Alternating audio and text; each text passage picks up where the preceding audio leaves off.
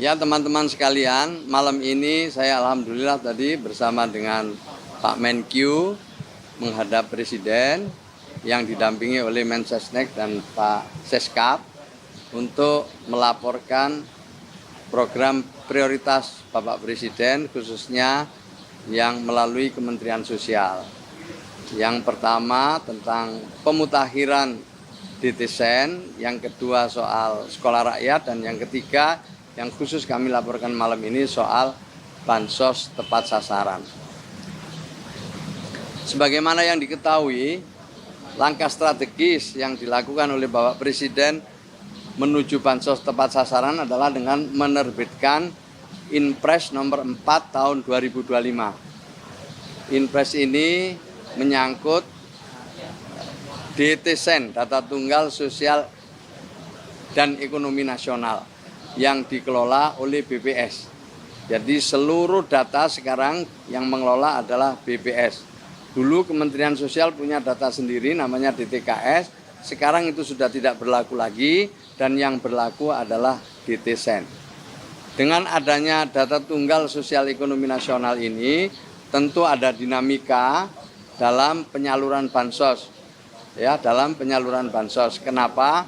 Karena di dalam DTSen ini sudah dilakukan perankingan mulai dari desil 1 sampai desil 10.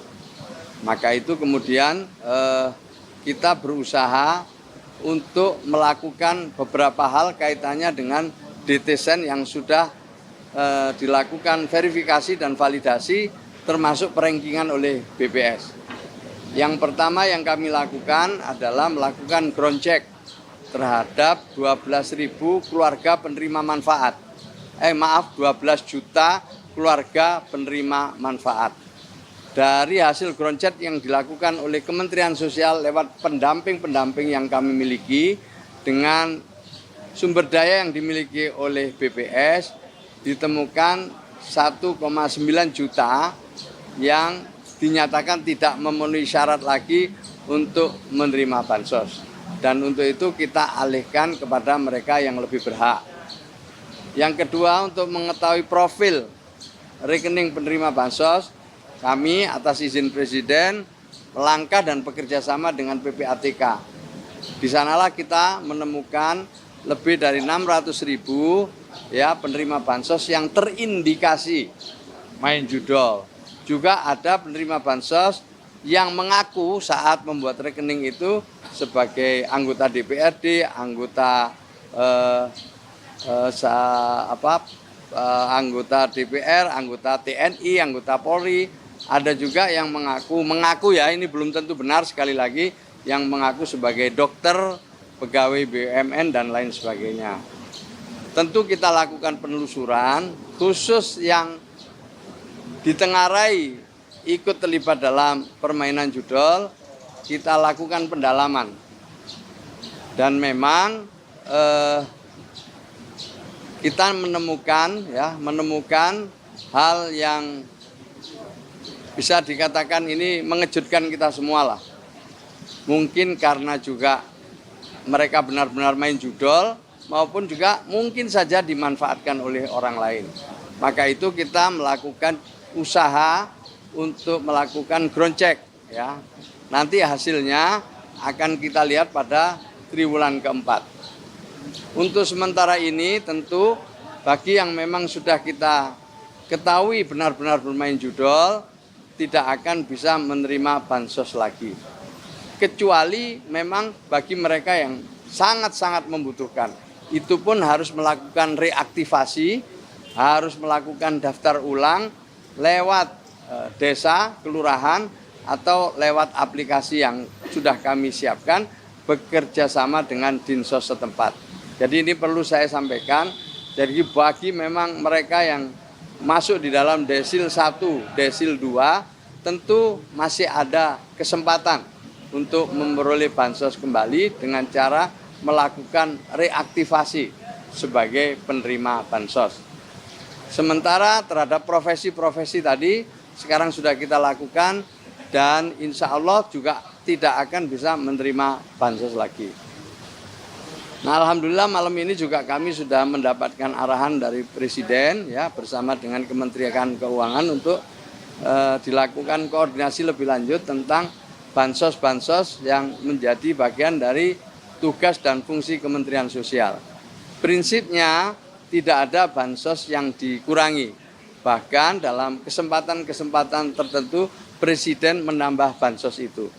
Yang diutamakan tentu adalah mereka yang benar-benar berhak. Itu saya kira.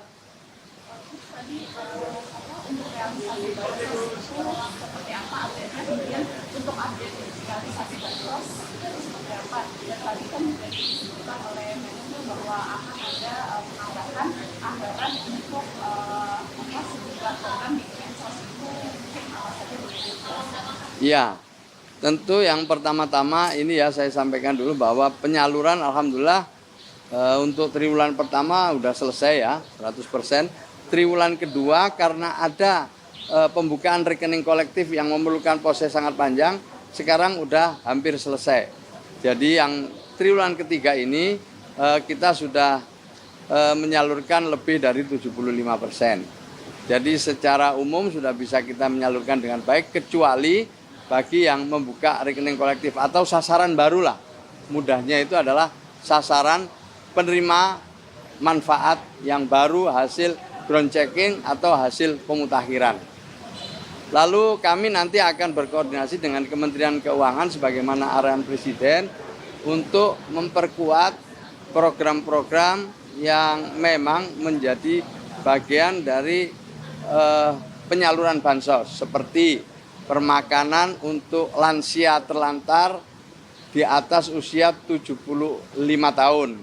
Kita punya program itu juga permakanan untuk 2 kali sehari, sarapan dan makan siang 35.000 penyandang disabilitas.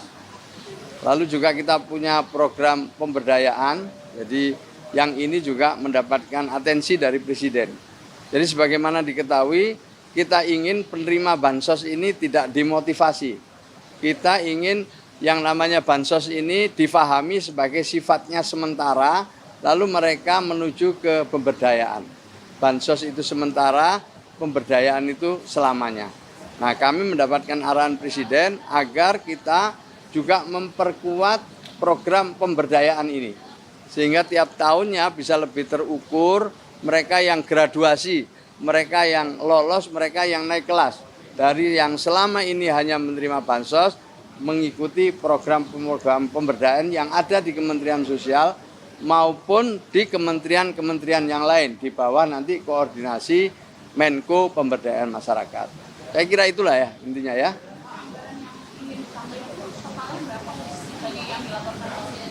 Ya kita belum sampai angka ya, tapi kami mohon arahan dan kami diminta koordinasi dengan Kementerian Keuangan. Terkait pengentasan kemiskinan ekstrim itu kan ada penugasan ke Mensos akan menggayat ke pihak swasta gitu. Itu seperti apa gambarannya?